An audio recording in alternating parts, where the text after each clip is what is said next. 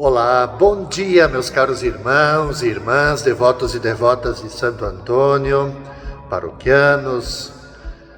Desejo para vocês uma abençoada segunda-feira, um bom início de semana.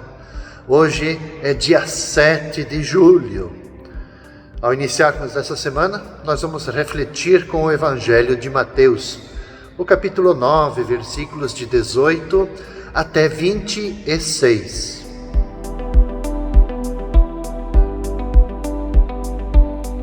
Enquanto Jesus estava falando, um chefe aproximou-se, inclinou-se profundamente diante dele e disse: "A minha filha acaba de morrer, mas vem, impõe a tua mão sobre ela e ela viverá." Jesus levantou-se e o seguiu junto com os seus discípulos. Nisto, uma mulher que sofria de hemorragia há 12 anos veio por trás dele e tocou a barra do seu manto. Ela pensava consigo: se eu conseguir ao menos tocar no manto dele, ficarei curada. Jesus voltou-se e ao vê-la disse: "Coragem, filha, a tua fé te salvou." E a mulher ficou curada a partir daquele instante. Chegando à casa do chefe, Jesus viu os tocadores de flauta e a multidão alvoroçada e disse: "Retirai-vos, porque a menina não morreu, mas está dormindo." E começaram a caçoar dele. Quando a multidão foi afastada, Jesus entrou, tomou a menina pela mão e ela se levantou. Essa notícia espalhou-se por toda aquela região. Nós iniciamos, caros irmãos e irmãs, a semana meditando o relato de duas curas que ocorrem quase que ao mesmo tempo, simultaneamente.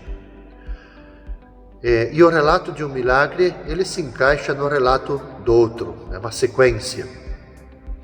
O primeiro, a cura de uma doença grave, e o outro, a restituição da vida a uma menina morta. A gente sabe que em outro evangelho, Lucas, o chefe recebe nome, é Jairo. Então aqui se trata exatamente da filha do Jairo, uma pessoa muito, muito respeitada. De qualquer forma, para dizer assim, que nos dois casos aqui das curas, duas atitudes são importantes. É o que decide, que é a fé que pede e espera, e o toque físico de Jesus. Também, como em outras ocasiões, Jesus ele não se move em base em preconceitos. Por que eu digo isso? Veja, ele se deixa tocar pela mulher considerada impura porque ela sofria de hemorragia. E depois toma a pequena defunta pela mão e a faz se levantar. Então, nesses dois casos, Jesus ele age sem preconceitos. Vejam, uma questão é o preconceito contra a mulher que sofria de hemorragia, então ela era impura. E a outra questão da criança, tocar num defunto, também era uma ação proibida, não era possível fazer isso pelas tradições antigas. O que isso quer dizer? Que aquele que é a vida, Jesus, e devolve a vida, ele não pode se contaminar tocando um cadáver. Se Jesus porta a vida, é aquele que devolve a vida, como que ele vai se contaminar? Então, onde que Jesus está presente, podem se dispensar, aqui tem outro detalhe, valeria a pena a gente aprofundar, mas de qualquer forma, para dizer assim, onde que a vida está presente, onde que Jesus se faz presente, pode se dispensar os tocadores de flauta.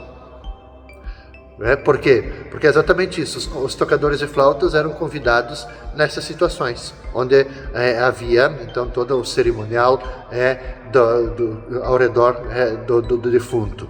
Então eles vinham lá tocar flauta. Então, pode se dispensar os tocadores de flauta, inclusive toda aquela multidão que estava lá alvoroçada. Eles podem ir, que estavam ali celebrando a morte. Por quê? Porque Jesus, ele vai dizer, no Evangelho de João, ele repete isso: eu sou a ressurreição. Quem de fato acredita em mim, ainda que morra, viverá. Então, ele é vida, ele traz a vida, ele levanta as pessoas. Viver, gente, é caminhar na fé, é tocar, como fez a mulher, é deixar-se tocar por Cristo, vivo na palavra, na Eucaristia, mas não esqueçamos, também no próximo. Quem toca no próximo, quem toca no pobre, quem toca no doente, quem toca no excluído, toca no próprio Cristo. Desejo para vocês, caros irmãos e irmãs, uma abençoada segunda-feira. Pedimos que Santo Antônio te abençoe sua família, abençoe os seus trabalhos. Paz e bem. Até amanhã.